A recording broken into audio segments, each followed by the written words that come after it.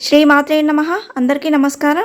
ఈరోజు మన ఛానల్లో ఈ 2025 సంవత్సరం ఆగస్టు 23 శనివారం రోజు వచ్చినటువంటి శ్రావణ అమావాస్య రోజు జరుపుకునేటువంటి పొలాల అమావాస్య యొక్క తిథి ఎప్పటి నుంచి ఎప్పటి వరకు ఉందో, పూజా విధానం ఏమిటో, విశిష్టత ఏమిటో, పూజ గురించిన పూర్తి వివరాలు ఈరోజు మనం ఈ వీడియో ద్వారా తెలుసుకుందాం. ఎక్కడా స్కిప్ చేయకుండా పూర్తి వీడియో చూస్తారని ఆశిస్తున్నాను. అంతకంటే ముందుగా ఇంతవరకు నా ఛానల్ సబ్స్క్రైబ్ చేసుకునే వాళ్ళు ఉంటే సబ్స్క్రైబ్ బటన్ ప్రెస్ చేసి పక్కనే ఉన్న బెల్ ఐకాన్ని ప్రెస్ చేసి అలానే ఆప్షన్ ప్రెస్ చేశారంటే నేను పెట్టే ప్రతి వీడియో మీరు నోటిఫికేషన్ ద్వారా మొదటగా చూసేయచ్చు. ముందుగా వీడియోలోకి వెళ్ళిపోదాం. వివాహితులు సౌభాగ్యం, సంతానం కోసం వ్రతాలు ఆచరించడం యుగయుగాలుగా వస్తున్న ఆచారం. తెలుగు నెలలన్నీ ప్రత్యేకమే అయినా శ్రావణం, కార్తీకం నెల రోజులు విశిష్టమైనవి. వీటిలో శ్రావణ మాసాన్ని శక్తి మాసం అంటాం. నెలంతా మంగళవారాలు, శుక్రవారాల్లో సౌభాగ్యం కోసం నోములు, వ్రతాలు చేస్తారు. చివరి రోజైన శ్రావణ అమావాస్య రోజు మాత్రం సంతానం కోసం పొలాల అమావాస్య వ్రతం చేస్తారు. పెళ్ళై సంతానం లేని వారికి పిల్లలు ఎంత ముఖ్యమో, పిల్లలు ఉన్నవారికి వారి ఆయురారోగ్యాలు అంతే ముఖ్యం. వారి క్షేమం కోసమే ఈ పోలమ్మను పూజిస్తారు. ఏ పండగ రోజు అయినా విధిగా ఆచరించాల్సినవి సూర్యోదయానికి ముందే నిద్రలేవడం, ఇంటిని శుభ్రం చేసుకోవడం, తలకు స్నానం ఆచరించి దేవుడి మందిరం శుభ్రం చేసి ఆ తర్వాత సంబంధిత పూజకు అవసరమైన వస్తువులు సిద్ధం చేసుకోవడం. అయితే పోలమ్మ పూజకు ముఖ్యంగా కావాల్సింది కంద మొక్క. పూజ చేసే చోట శుభ్రంగా అలికి వరిపిండితో ముగ్గు వేసి కంద మొక్కను ఉంచాలి. దాంతోపాటు ఒక పిల్ల మొక్కను కూడా తెచ్చి దాంతో పాటే ఉంచాలి. 2 కంద మొక్కలను తప్పక తెచ్చుకుంటే మంచిది. ఎందుకంటే తల్లి పిల్లలుగా దీన్ని పూజిస్తారు. ఆనవాయితీ ప్రకారం కొంతమంది పసుపు కొమ్ముతో 4 తోరణాలు కడతారు. కొద్దిమంది 2 తోరాలే కడతారు. మన ఇంటి సభ్యులు ఎంతమంది ఉంటే అన్ని తోరాలు కట్టుకుంటే మంచిది. ఈ తోరాలను కంద మొక్క దగ్గర ఉంచి ముందుగా వినాయకుడికి పూజను చేయాలి. కంద మొక్క దొరకని పక్షంలో కంద పిలకైనా లేకపోతే కందగడ్డైనా పెట్టొచ్చు.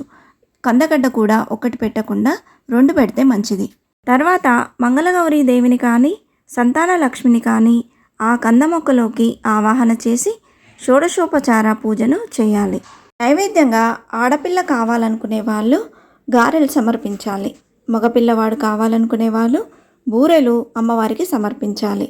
ఇవి 9 ఉండేలాగా చూసుకోవాలి. పూర్ణం బూరె పూర్ణ గర్భానికి చిహ్నం. అందులోని పూర్ణం గర్భస్థ శిశువుకు చిహ్నం. స్త్రీకి మాతృత్వం కూడా అంత మధురమైనది కాబట్టి పూర్ణం బూరెలు వాయనంగా ఇవ్వాలనే నియమాన్ని విధించారు.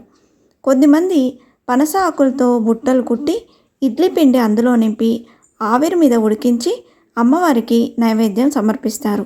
వీటితో పాటు అమ్మవారికి ఈరోజు 9 రకాల కూరగాయలతో చేసిన ముక్కల పులుసు అమ్మవారికి నైవేద్యంగా సమర్పిస్తారు. తర్వాత అక్షింతలను చేతుల్లోకి తీసుకొని వ్రతకథ చదువుకొని అక్షింతలను శిరస్సు పైన వేసుకోవాలి.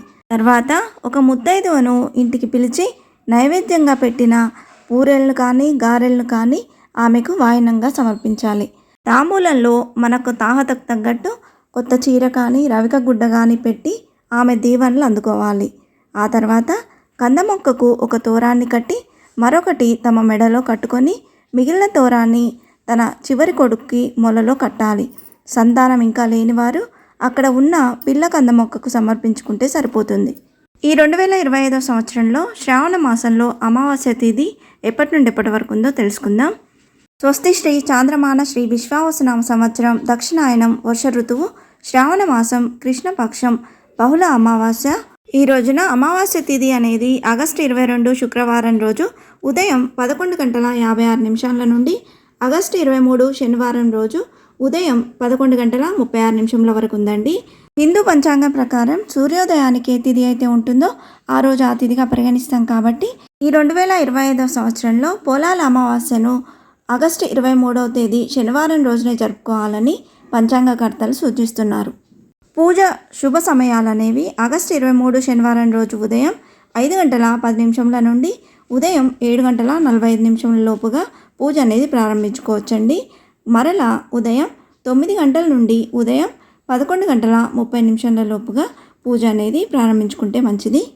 సాయంత్రం వేళల్లో కూడా పూజ ముగించుకొని ఉపవాస విరమణ చేయాలి. మన శక్తి మేరకు అన్నదానం కానీ వస్త్రదానం కానీ ఏవైనా దాన ధర్మాలు చేయడం మంచిది. ఇలా చేయడం వల్ల వంశాభివృద్ధి కలుగుతుందని నమ్మకం. ముఖ్యంగా శ్రావణ అమావాస్య కావడం వల్ల ఈరోజు పోలాల అమావాస్యతో పాటు పితృతర్పణాలు కూడా వదులుతారు. ఇంతే ఫ్రెండ్స్, ఈ వీడియో మీకు నచ్చిందని ఆశిస్తున్నాను. ఇలాంటి ఇంట్రెస్టింగ్ వీడియోస్ కోసం please subscribe my channel and press the bell icon. అలాగే లైక్ చేయండి, షేర్ చేయండి. మీకు ఏమైనా సందేహం ఉంటే నా కమెంట్ బాక్స్లో పోస్ట్ చేయండి. మరొక మంచి వీడియోతో మేము ముందుకు వస్తాను. అంతవరకు సెలవు. సర్వే జనా సుఖినో భవంతు. స్వస్తి.